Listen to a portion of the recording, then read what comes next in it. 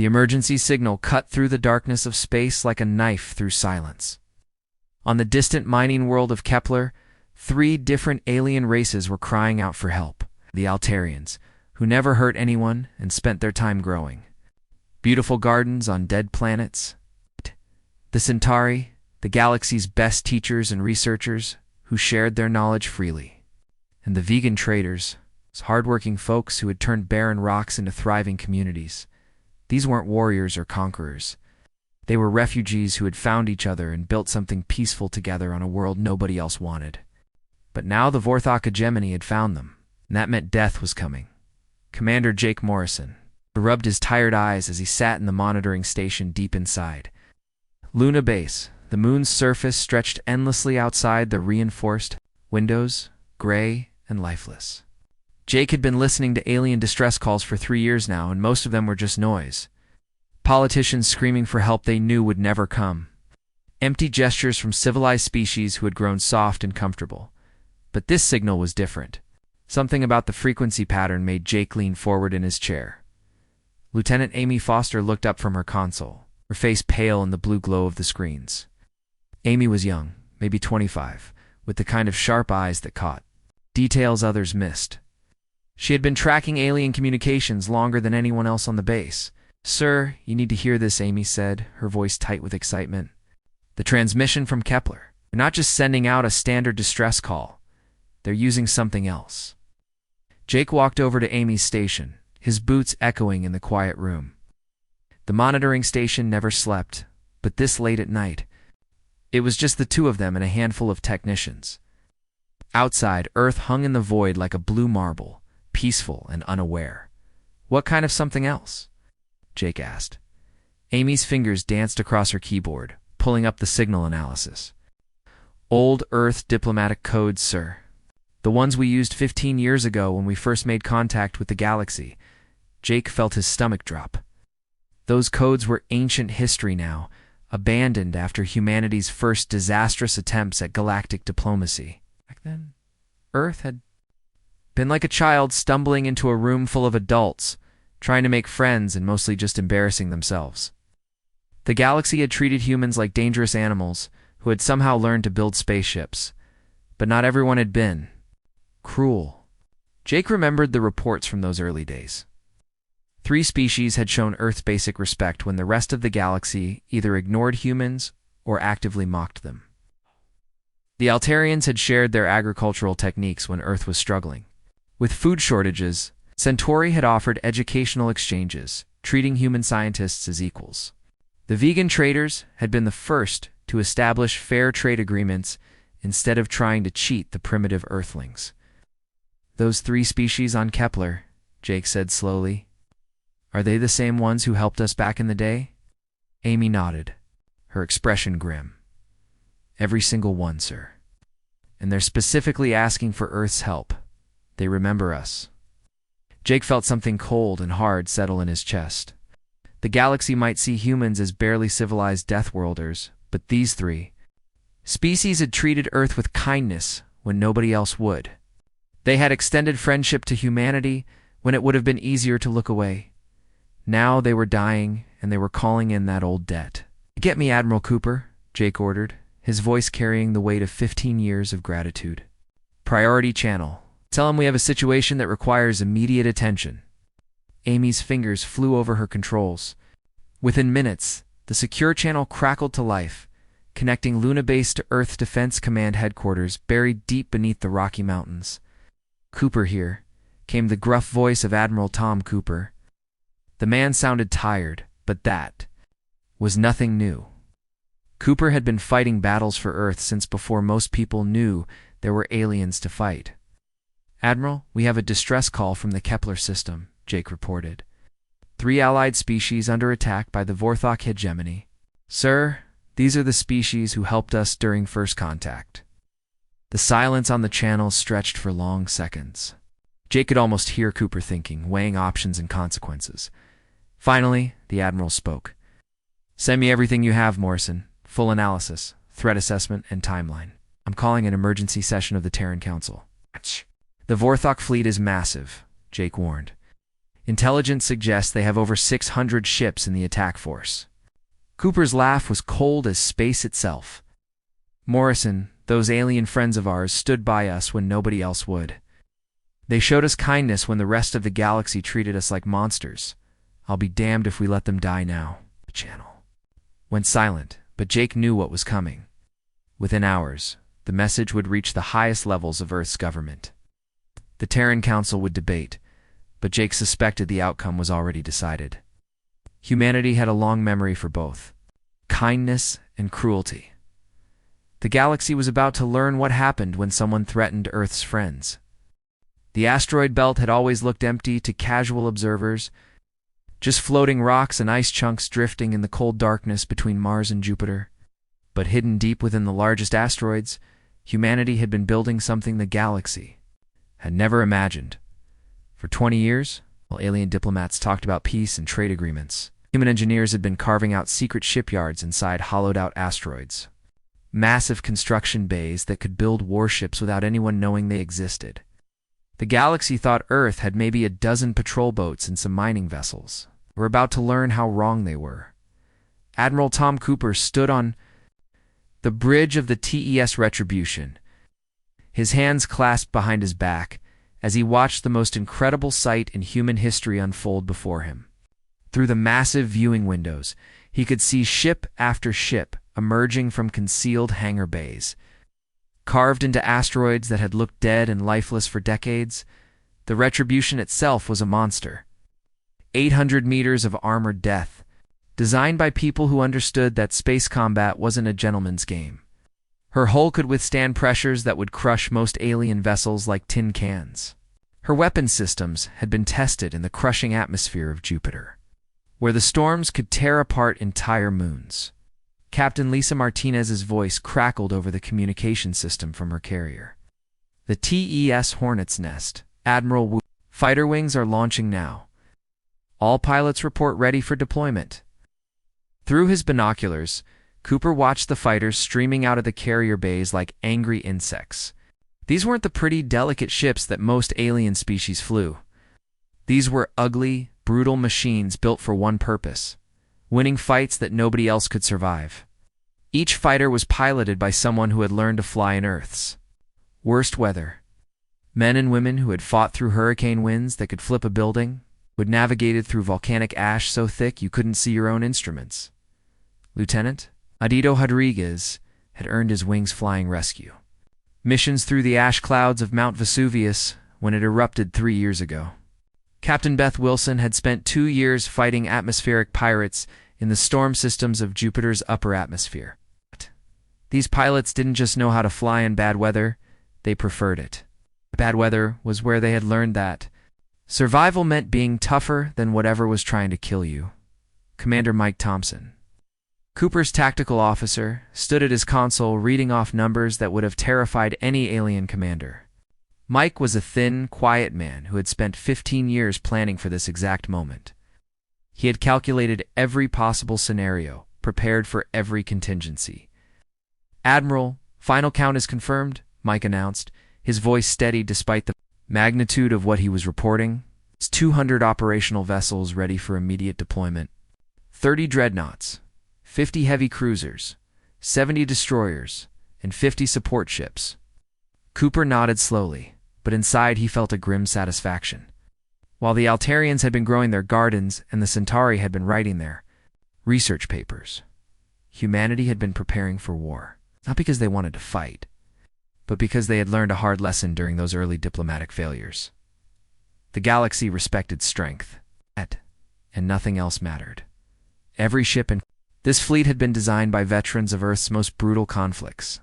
The dreadnoughts could operate in the crushing pressures found in the depths of gas giant atmospheres. The cruisers had been tested in radiation fields that would cook most organic life forms. The destroyers were fast enough to outrun anything, and tough enough to ram through asteroid fields at full speed. But it wasn't just the ships that made this fleet special. It was the people crewing them. Marines who had trained in the toxic atmosphere of Venus, where the air could dissolve metal. Engineers who had learned their trade in the radiation storms around Jupiter, where equipment failures meant instant death. Gunners who had practiced their craft in zero-gravity combat simulations that would have broken most alien minds. Captain Roy Jackson commanded the dreadnought Tay's Sledgehammer, and his crew included survivors from the Antarctic Research Station. Massacre, where they had fought off alien raiders using nothing but mining equipment and pure stubbornness. Major Helen Carter led a Marine battalion that had been trained in the volcanic caves of Hawaii, where they had learned to fight in environments hot enough to melt steel. These weren't professional soldiers from some military academy. These were people who had grown up on a world where everything was trying to kill you, and they had learned to kill it back. Earth didn't produce warriors, it produced survivors. Survivors, Cooper had learned over the years, made the best fighters in the galaxy. Admiral, came another voice over the communications system. This was Captain Frank Torres from the heavy cruiser TES Tombstone. All departments report combat ready. Weapons systems are online, shields are at full power, and the crew is eager to show these Vorthok what happens when you mess with our friends. Cooper allowed himself a small smile. The galaxy had spent centuries assuming that humans were just another primitive species that had gotten lucky with technology. They had no idea that Earth's children had been forged in the kind of environmental hell that would have wiped out most civilizations before they ever reached the stars. The Vorthok. Hegemony thought they were the galaxy's apex predators. They had built their reputation by crushing peaceful species who couldn't fight back. But they had never faced an opponent that considered environmental disasters to be training exercises. All ships, Cooper announced over the fleet-wide channel, his voice carrying to every human aboard every vessel. Set course for the Kepler system. Maximum burn. Full military acceleration. It's time to show these Vorthok bullies what Deathworlders do when someone threatens our pack. The response was immediate. 200 ships turned as one toward their destination, their engines blazing with the kind of power that could only come from a species that had learned to harness the fury of their own planet. Within seconds, the entire fleet vanished into hyperspace, leaving behind only empty void where humanity's secret strength had waited patiently for its moment to strike. Warlord Krexai stretched his massive form across the command throne of his flagship, the Bone Crusher. Through the viewing ports, he could see the beautiful orange glow of burning settlements on the planet below. The Kepler colony had been putting up a fight for 3 days now, but it was almost over. Soon, another world would belong to the Vorthok hegemony. This was how it always went. The Vorthok would arrive in overwhelming force, demand surrender, and when the locals refused, they would systematically destroy everything until the survivors begged for mercy. It was a simple formula that had worked for over 2 centuries. Fear was the most reliable weapon in the galaxy. Krexai's tactical officer, a nervous creature named Veltar, hunched over his sensor displays. The Vorthok had learned long ago. That overwhelming firepower made battles boring. 600 ships against a handful of mining vessels and civilian transports wasn't really a fight, it was pest control. Warlord Veltar called out, his voice carrying that familiar tone of board routine. The surface bombardment is proceeding on schedule. Estimated civilian casualties are approaching 70%. Resistance should collapse within the next few hours. Krexai nodded with satisfaction. The Kepler colonists had made the same mistake that every peaceful species made. They had assumed that being nice and reasonable would protect them. They had built beautiful cities and productive farms instead of weapons and warships. Now they were paying the price for their naive belief that the galaxy was a safe place. But then something unexpected happened. The tactical display started, chiming with new contacts, and Veltar's relaxed posture suddenly changed to rigid attention. Warlord Veltar said, his voice now tight with confusion. We have ships dropping out of hyperspace. It's an unknown configuration, but they're broadcasting identification codes. Krex's interest was barely aroused. Probably some trade convoy that wandered into the wrong system. What species? Veltar's mandibles clicked nervously as he studied his readings. Sir, the codes identify them as ... Earth vessels. The bridge fell completely silent. Krex's laughter started as a low rumble and built into a full roar that echoed off the metal walls. The famous Deathworlders. The primitive species that everyone talked about in hushed tones like they were some kind of galactic boogeyman. The Deathworlders. HFY wheezed between laughs. Oh, this is rich. Their entire species probably has a dozen rusty patrol boats, held together with scrap metal and wishful thinking. But Veltar's next report cut through the laughter like a plasma blade through soft flesh. Sir, I'm reading 200 vessels. Pete, 200 human ships in full battle formation. The laughter died instantly. HFY's massive form went rigid as the implications hit him. 200 ships? That was impossible. Intelligence. Reports said the humans were barely capable of interplanetary travel, let alone fielding a fleet that size. But the sensors didn't lie. As HFY watched his tactical display, human ships materialized out of hyperspace in perfect formation, already moving at combat speed toward his fleet. These weren't the clumsy, primitive vessels he had expected. These ships moved with the precision of apex predators, and they were accelerating directly toward a force 3 times their size. Any sane commander would have slowed down, requested reinforcements, maybe tried to negotiate. But the human fleet was doing the exact opposite. They were speeding up, heading straight into what should have been certain death. Captain Rick Davis sat in the cockpit of his fighter, the Screaming Eagle, watching the Vorthok fleet grow larger on his display. Rick had earned his wings during the Martian mining wars, where fighter pilots learned that hesitation meant death and aggression meant survival. His squadron was made up of similar veterans, people who had learned to fight in environments that would have killed most alien pilots before they even reached their ships. Eagle Squadron, this is lead, Rick announced over the comm system. Remember what we're here for? Those bastards down there are bombing civilians who asked us for help. Time to show them what happens when you pick on Earth's friends. Was immediate and enthusiastic. These pilots had volunteered for this mission the moment they heard about the distress call. Rick's wingman, Captain Jenny Blake, had lost her brother in an alien pirate raid 5 years ago. Lieutenant Bob Martinez had grown up in the refugee camps after his family fled alien raiders. Every pilot in the squadron had a personal reason to hate bullies who picked on innocent people as they approached the Vorthok fleet, Rick noticed. Something that made him grin inside his helmet. The enemy had deployed their screening ships in a standard, defensive formation, the kind of textbook maneuver that worked fine, against civilized opponents who followed the rules of engagement. But humans didn't follow the rules. They made their own rules, and the first rule was simple. If there's an obstacle in your way, go through it, over it, or around it, but never let it stop you. Eagle Squadron, follow my lead, Rick called out as he spotted the perfect approach. Vector, we're going through the debris field. The debris field was a nightmare of spinning metal fragments, broken ship hulls, and radioactive wreckage from previous battles. Any sane pilot would have gone around it, adding precious minutes to their attack run. But Rick and his squadron dove straight into the chaos, using the spinning debris as cover while they closed the distance to the Vorthok. Screening ships.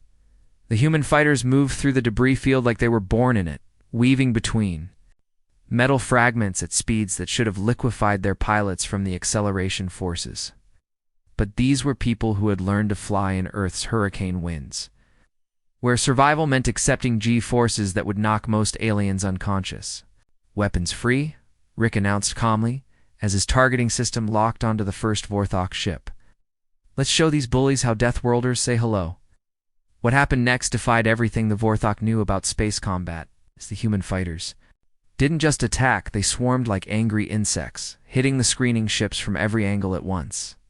Vorthok plasma cannons that should have vaporized the tiny fighters couldn't track targets that moved with such unpredictable aggression.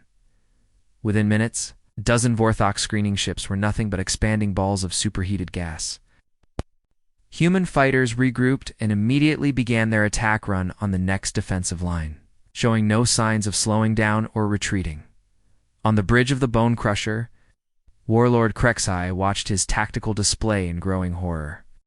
His screening fleet, ships that had terrorized dozens of worlds, was being torn apart by fighters that moved like they were possessed by demons, for the first time in his long career of conquest. HFY felt something he had never experienced before: fear. What followed was unlike anything the galaxy had ever witnessed. The Vorthok hegemony had built their reputation over centuries by being the most ruthless, most aggressive predators in known space. They were the monsters that other monsters feared. But as they watched the human fleet tear into their forces, they realized they were facing something that didn't just match their aggression, it exceeded it by orders of magnitude. Captain Roy Jackson commanded the heavy cruiser Tess Anvil, and he was demonstrating why humans were called Deathworlders. Instead of carefully navigating around the dense asteroid field that bordered the Kepler system, Jackson was plowing straight through it at maximum speed.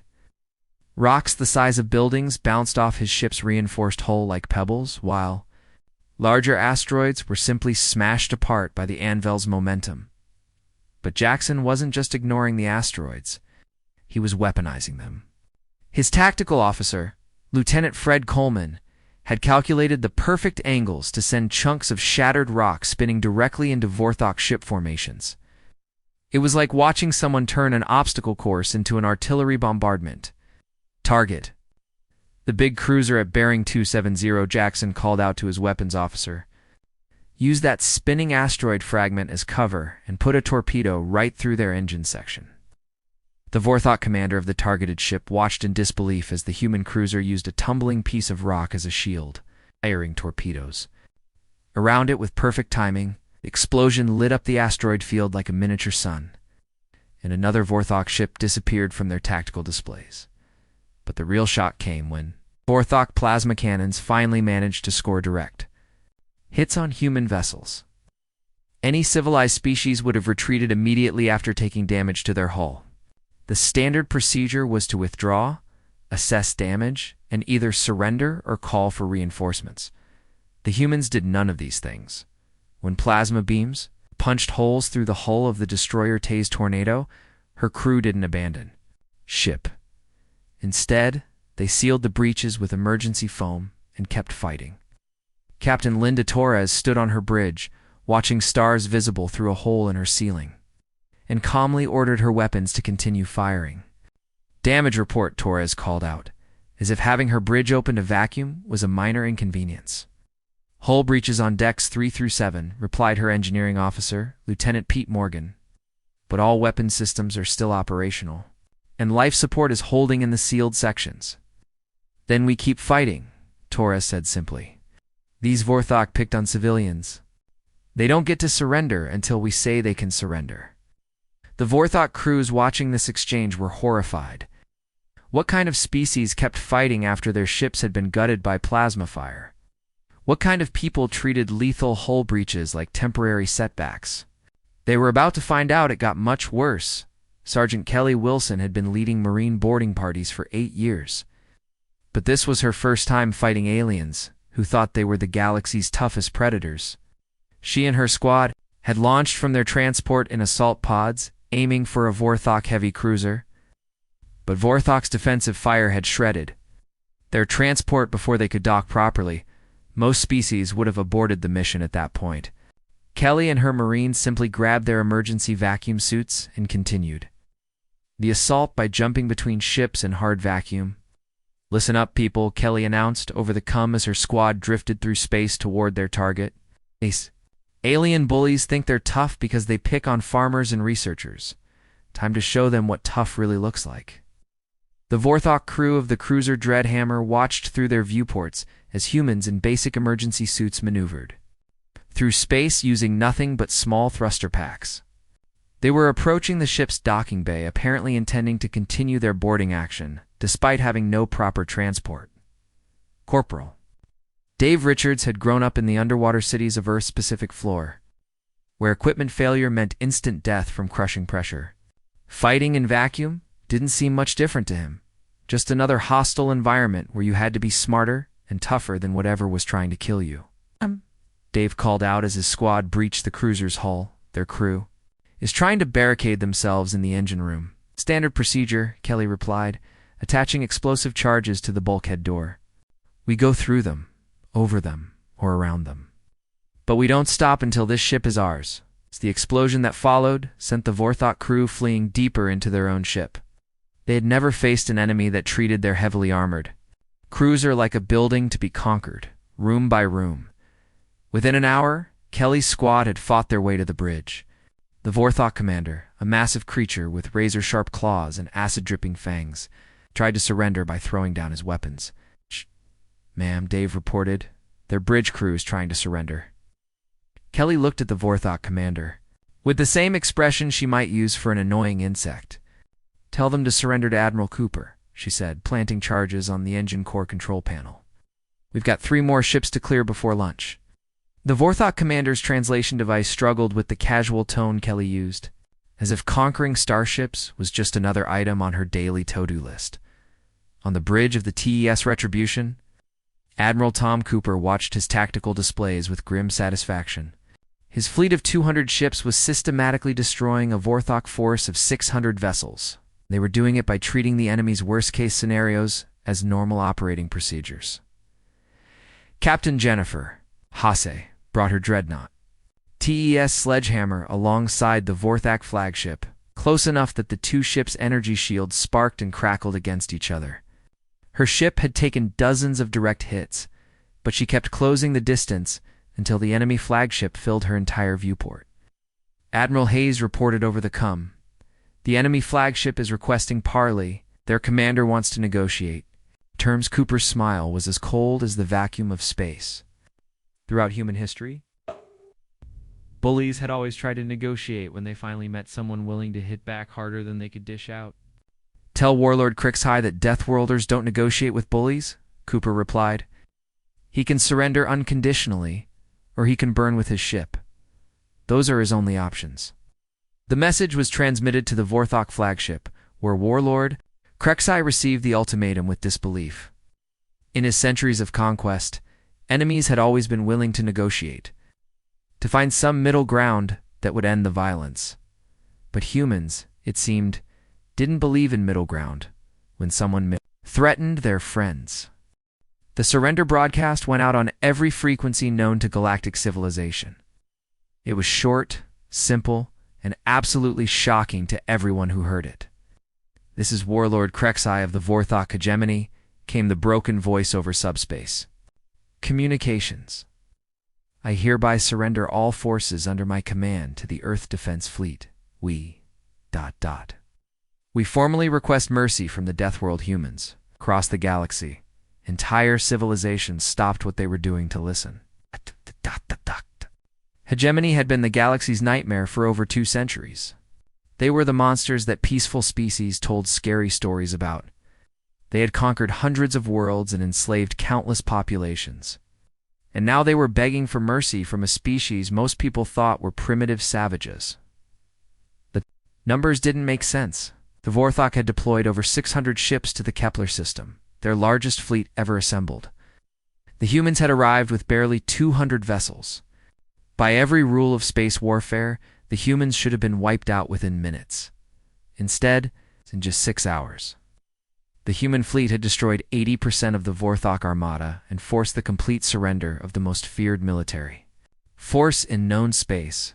President Robert Anderson stood in the Situation Room deep beneath Washington, D.C., surrounded by advisors who were struggling to process the reports flooding in from across the galaxy. Bob had been president for 3 years. His biggest concern up until yesterday had been managing Earth's small trade agreements with friendly alien species. Now he was suddenly dealing with the collapse of galactic civilization as everyone knew it. "Mr. President," announced Secretary of Defense Patricia Collins, her voice tight with disbelief. Patricia was a former military officer who had spent her entire career preparing Earth's defenses against possible alien invasion. She had never imagined that Earth would become the galaxy's dominant military power overnight. "The Vorthok High Command is transmitting their formal surrender documents," Patricia continued. "But sir, there's something else. They're not just surrendering. They're requesting that Earth accept guardianship of their entire territory." Abda felt his stomach drop. Guardianship of Vorthok territory meant responsibility for hundreds of worlds and billions of alien civilians. It meant becoming the police force for a chunk of the galaxy that was larger than most star empires. "How many worlds are we talking about?" Bob asked, though he was afraid to hear the answer. Patricia consulted her tablet. 437 inhabited systems, sir." plus mining operations, trade routes, and military installations. They're basically asking us to take over their entire civilization. The communication screens around the Situation Room were lighting up faster than anyone could answer them. Earth's diplomatic corps, which had consisted of maybe 50 people yesterday, was suddenly receiving priority messages from every major government in the galaxy. Commander Julie Peterson, Earth's chief communications officer, looked overwhelmed. As she read off the incoming messages, "Mr. President, we're receiving formal diplomatic requests from the Centauri Republic, the Altarian Federation, the Vegan Trade Consortium, and, well, pretty much everyone. Alliance offers protection. Requests? Trade agreements? Sir, the Andromedan Empire is asking if we'd be interested in a mutual defense pact." Bob walked over to the large viewing window that looked out over the White House grounds. Just yesterday.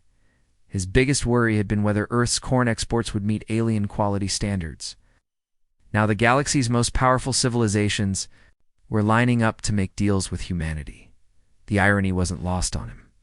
For 15 years, ever since first contact, most alien species had treated humans like dangerous children who had somehow stumbled onto spaceflight technology.